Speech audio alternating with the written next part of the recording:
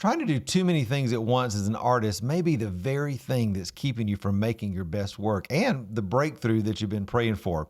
And so today, I want to show you 4 simple shifts that one of my students recently made that's helped her get crystal clear about what God was asking her to create. And once she did, everything in her life began to change.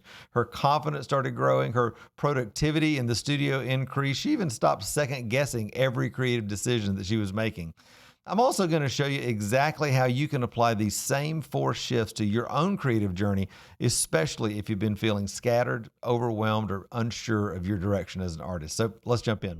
Well, hey, my friend, I'm Matt Tommy. Super glad you are here. And listen, after being a working artist for over 30 years and mentoring thousands of artists all over the world, I realized this, that the artists that are the most successful are rarely the most talented, but they're always the ones that are the most clear about what God's called them to create and what they're doing in the season of life they're in. And that's why my student Joyce's story is so practical for today, because it really does show the power of what God can do in your life and through your life when you're called and when you're talented as an artist, but when you really get clear on what He's called you to do. And so I want to share these 4 shifts with you today because honestly, they're not mind-blowing. They're not like these huge things that you probably never heard of, but they're when we do these things intentionally as we're walking with the Lord as artists, they make a huge, huge difference in our life.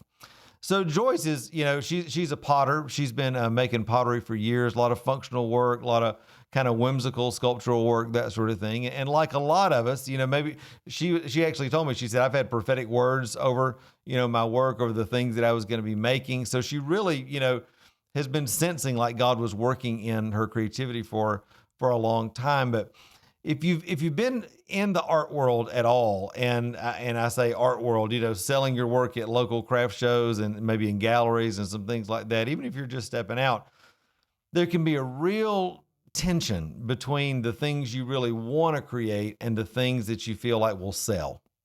And I face that as an artist, because you get into this thing, well, I got to make a living. I got to get this work out there. And at the same time, there's this thing of, but I'm really passionate about, this side of the work. And Joyce, she told me, she said, I was really feeling that. I was really feeling this tension.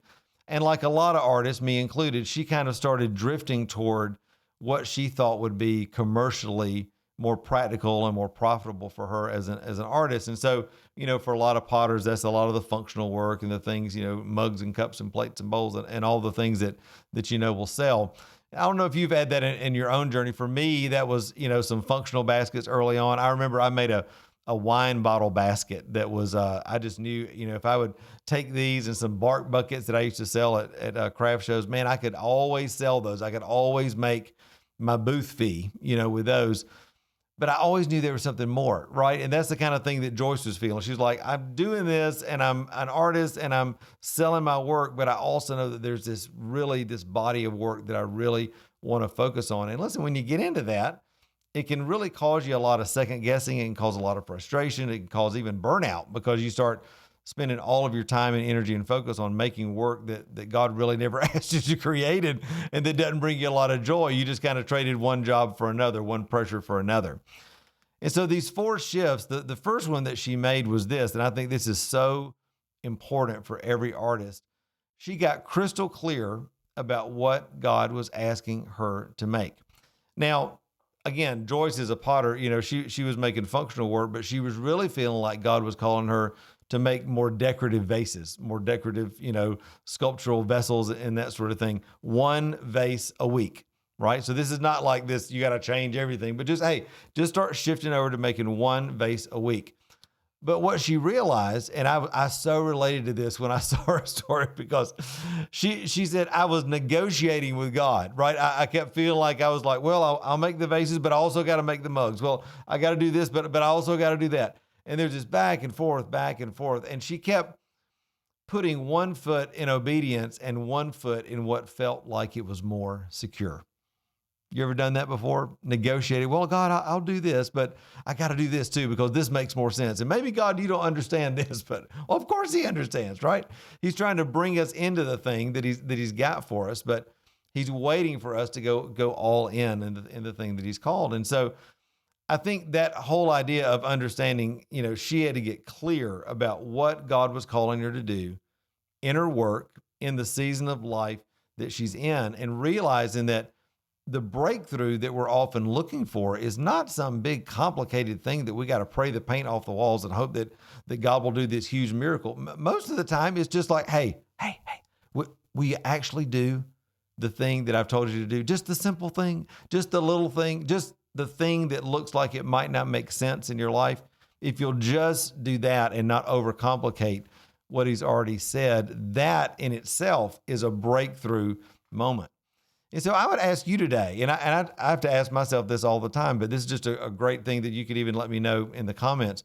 What's the thing that God has been whispering to you, maybe shouting to you in your life, in your art business, and what you're creating and where you're at right now? What's the thing he's been whispering to you that you've been negotiating with him on? What's the thing that you know he wants you to do, but it's too big, too scary, doesn't make enough sense in your natural mind? What's that thing, and what have you been negotiating with? Just put that in the comments, because I think as we share these things with each other today, it'll be really encouraging for you to realize, number one, you're not alone. And number two, again, when you just say it out loud and type it in the comments or write it in your journal or whatever, the road to breakthrough is a lot more simple than what we want to make it. All right. But listen, clarity is not enough, right? In that situation, it's good to know what God's called you to do. And that was great. But the second shift that she made, which is so pivotal, was this: she organized her life around her creative calling. Now, this is something we're teaching all the time in our Thriving Christian Artist Pathway, in our community. I'm always helping artists kind of make decisions about how to reorganize their life. I can remember when I first started becoming, a full-time working artist, it's a different mentality shift, because a lot of us kind of grew up thinking that, well, art's the fun thing, right? I get my chores done first, the serious work first, the responsibilities for everybody else first, and then art comes second. But when you start to realize, as many of you are watching the channel these days, that art is not just this fun little thing we do on the side, it's actually our creative calling. It's a part of how God's called us to release his kingdom in the earth. It deserves the time and attention, right? I've always said that if God cared enough to give you your creative calling, you ought to care enough to actually give it the time, attention, resource, space, money, whatever it is, to do the thing that God's called you to do. And so Joyce made a real clear decision about organizing her life and her day around her creative calling, which meant for her, mornings were studio times and afternoons was a lot of the admin, social media, business, that sort of thing. And then things like chores and exercise and promotion, those came in intentional times, but they didn't take up her most important, her best creative flow. Now, I don't know about you. You may be a night person, afternoon person. For me, I'm a morning person. If I can get in the studio 6:30, 7 o'clock in the morning, some of you are like, not me. Well, whatever works for you, right? And Joyce had to figure out what that was for her. But using your best creative energy at the time that it is most available to you is really, really important. And Joyce just found this was a big, big shift for her, because see, most artists don't need more time in our life, right? We think, I don't have enough time. No, what we need is more intentional time. What we need is more protected time. What we need is more boundaries to say, hey, this is important.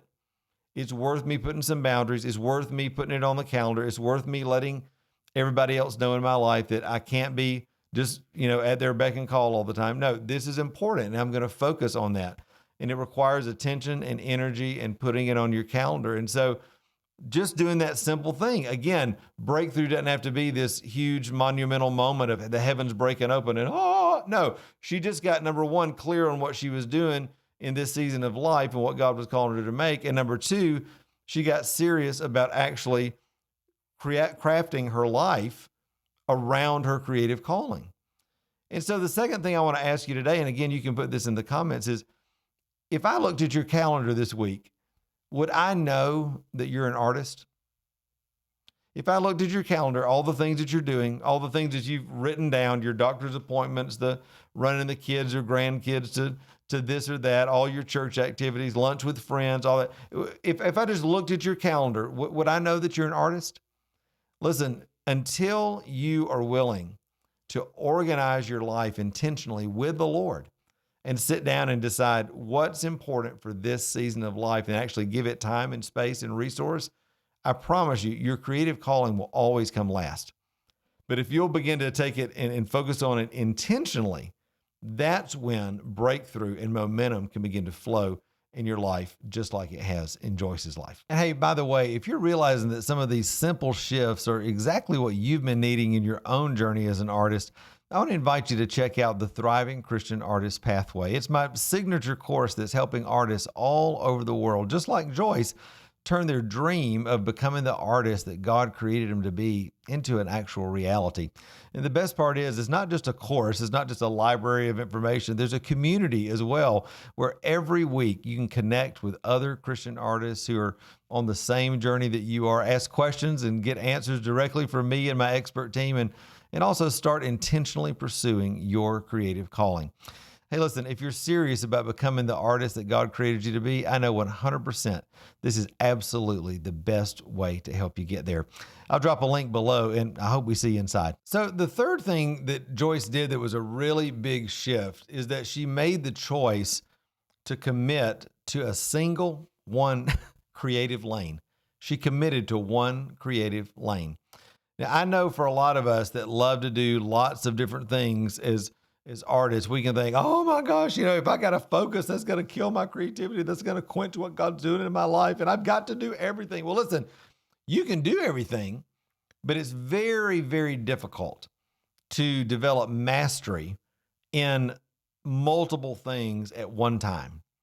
Usually what I found in my own life, and Joyce was finding the same thing, it's easy to kind of dabble, right? Be professional dabblers at a lot of different stuff. Take classes all the time, experiment with this. Ooh, I'm doing watercolor. Ooh, I'm doing oil. Ooh, I'm doing sculpture. Ooh, I'm doing mixed media. I'm going to be a singer. I'm going to be a worship leader. I love sculpture. I'm going to write a book. Like, all of that's wonderful. All of that, we're as creative people, right? We got all these ideas. But it's when we can take all of that input, all of that creative passion, and actually sit down with the Lord. And this is, again, one of the things that we really do well inside the Thriving Christian Artist Pathway is help artists really zone in on how's God wired you? What season are you in? What thing that you love to do actually has the most creative potential and opportunity to not only create income, but also create the meaningful impact that you want to see God have through your art, and actually make a focused decision on what you can be focusing on creatively in this moment that can move you forward into the thing that God's created you to do. That's like me. I mean, for a lot of years, I was a musician. I led worship, but I did my art, my basketry, visual arts. I did that on the side. But then in 2009, guess what? God switched it. Now, does that mean I never led worship again? Or no, I lead worship all the time for events and things at church, for my life group in our home. I'm worshiping every day on the piano, but it's not the primary thing that I'm doing, right? And that's the same thing with Joy. She committed to one creative lane. I did that with my basketry and my woven sculpture for many, many, many years. That was the main focus that I did. And so for her, she started choosing, okay, I could do this, but this one creative lane, again, working on these more sculptural, decorative pieces, that was the thing that she really felt was the direction for her. And so, God told Joyce in the middle of this process, because again, she's learning to hear his voice. The Lord was like, hey, start one page in your sketchbook, right? Make a vase, finish a vase, all right? Go back, to the sketchbook, get another idea, make another one. Like, just keep focusing on the simplicity of what I'm telling you. See, one of the things the enemy loves to do with artists is take the thing that's a gift, which is all this creative inspiration that we have, and keep us focused all out here, as opposed to actually hearing the Lord and pulling out the thing that's for now.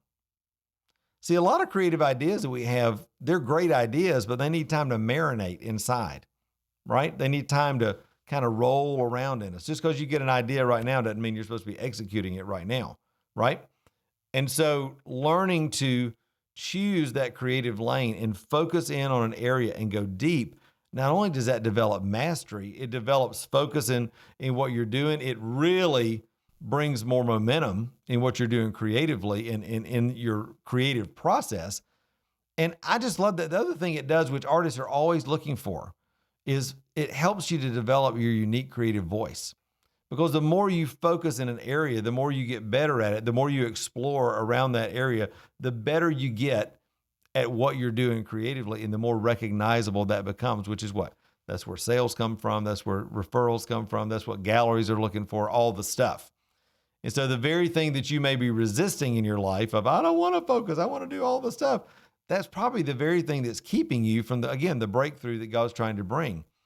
You know, the interesting thing about focus is that a lot of us think, well, I'll get bored, or, I won't like to do the same thing every day, but you can get, when you go deep in a focus artistically, it really forces you to be more creative.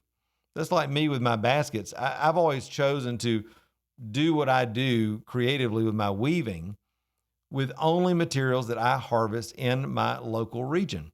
I could weave with anything, but I've chosen to limit.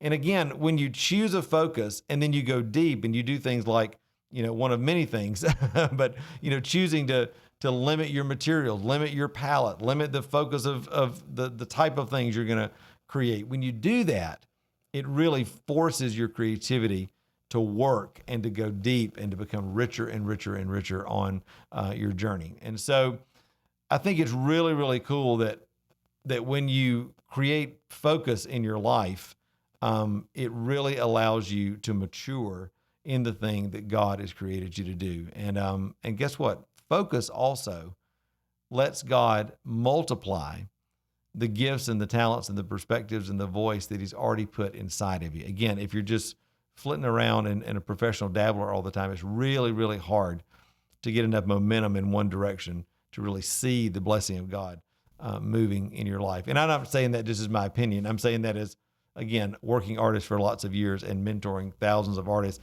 I just see this over and over. When you focus, it gives God something to bless and something to move over. And so my question for you, again, put in the chat, put in the comments down below, what if the breakthrough that you're looking for, that you've been praying for, is not another idea, is not another download, is not another moment, but is actually committing to what God's already given you?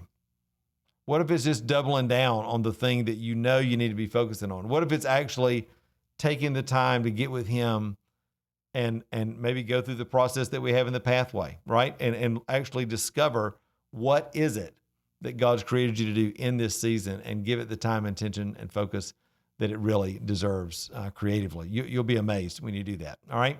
Now, the fourth shift that Joyce made that really changed everything for her was this. She started treating her art like a calling instead of a hobby. Now, the interesting thing was with Joyce, as she was telling me her story, is that one of the things that she always struggled with in her life as an artist was pricing. She really, and maybe you struggled with that before I struggled with that when I was first starting out. Like, where do we start? What do I price it like? Do I price it for what I would buy it for, what my friends or family would buy it for? All of that. She was comparing herself to a lot of other artists. She was looking at what everybody else was charging. She was pricing on what she was willing to pay, all the things that I was like, don't do that. And the other thing was that it was this, she never felt confident that she was actually charging enough, but she was also afraid that she might be, if she charged too much, people wouldn't buy it. Like, it's always that tension, right? Back and forth. And so during the foundations part of our Thriving Christian Artist Pathway, she sensed the Lord tell her that your vases should be a minimum of $500. Again, remember, she's kind of focusing in this creative realm here of doing more sculptural and decorative vessels. And she heard the Lord say, your vessels need to be at least $500. And at the time, here's the funny thing. Has God ever said anything to you and you're like, ooh, I don't know about that. Like, that seems too much. That seems too high. That seems too big of a risk. The interesting thing is she thought that probably sounds too high. Number two, she didn't have any kind of pricing system that she was following, really. So she didn't have any grid to even know if that was true. And so she just kind of tucked it away, right? Put it in her back pocket, kept walking. But here's the deal. As she started walking through the pathway, She learned, the pricing formula that I teach, where I teach you how to actually price your work for profit and how to start building your art business where you can actually grow and, just learning all the practical things that we need to learn as an artist. And she started calculating things like her materials and her expenses. She started actually figuring out what she needed to make, to pay for her time, like as labor. What does she want to make? She started figuring out, all the other things, the variable and non-variable kind of expenses that she had. And here was the cool thing. When she went through the pricing calculator that we have in the pathway and she figured out all this and what she should be charging, guess what she should have been charging for her vases? $500. Exactly what the Lord told her.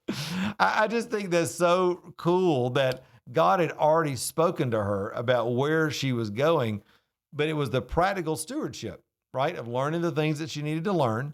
That's what confirmed that. And again, that's wisdom, right? I think God loves that, that he speaks something to us. We go into this process of walking with him to figure it out and let those things confirm one another. That just gives you confidence, right? And faith that you're on the right track. And see, here's the deal. God doesn't just inspire us spiritually or creatively. He also teaches us through his word, through the download of the speaking of the Holy Spirit, in us, confirmation internally, but also through people that he brings in our life, teachers and mentors. I'm privileged to be that for so many artists, to be able to give you godly wisdom and teach you how to hear the voice of the Lord and discern what it is that God's got for you at this season of life so that you can walk in everything that God's called you to do. So many well-meaning Christian artists that love Jesus, so many of them, and maybe you've thought this, they think that, well, if it's God's will, it'll just happen. If God wants me to do this, he'll make it happen. Well, listen, that's not how the kingdom works. The Bible says, Proverbs 16:9, in his heart, a man plans his way, but the Lord orders his steps. In other words, there's this partnership, right? We're planning and dreaming and hearing with the Lord, but what? We got to steward that with him, and he guides our steps as we start walking out the things that we've planned with him. That's how that works. And so it's super, super important to realize wherever you are on your journey that revelation and practical wisdom, right? They're not opposites. They work hand in hand. And I think confidence begins to grow in artists like Joyce and in your life too, when you can start bringing together what God has spoken together with faithful stewardship and learning the things that you need to do, getting the wisdom and knowledge and understanding. When those things start to come together, that's when momentum and change really start to not only happen, but also are able to really be stewarded and cultivated and grow in your life all the time. So practically, what can you do this week? Number one, I would say, ask God, what are you asking me to steward in this season? Where are we going? What direction are we going? Number two, what are your best creative hours? How can you protect those this week? Number three, I would say, take a moment, choose that primary creative direction. And if that's hard if it's difficult, if you're like, I just wish I knew how to do it. Listen, we will show you exactly how to do that in the Thriving Christian Artist Pathway. That's one of the first things that you do in the program. And it's so that alone is worth the price of admission, just so you can get clarity on what God's calling you to do in this season. And then number four, I would say this, obey the Lord, even if it seems risky and even before you feel totally confident in it. I promise you, as you just say yes and start walking with the Lord, and you'll start seeing confirmation. You'll start feeling his spirit. You'll start seeing the things that he's bringing together to confirm the journey that you're on. And that's how you grow and walk in momentum and see these kind of shifts that Joyce has had and so many other artists have had in their life. And listen, friend, if we can be a help to you, that's exactly why I created the Thriving Christian Artist Pathway and our incredible coaching community. Every week, I'm not only teaching artists, but I'm also answering questions, also getting you in front of experts in just about everything you need to be a successful artist. We are committed to helping you grow in everything that God's called you to do. And again, there's a link right below so that you can become a part of that and let us help to walk with you in becoming the artist that God created you to be. All right.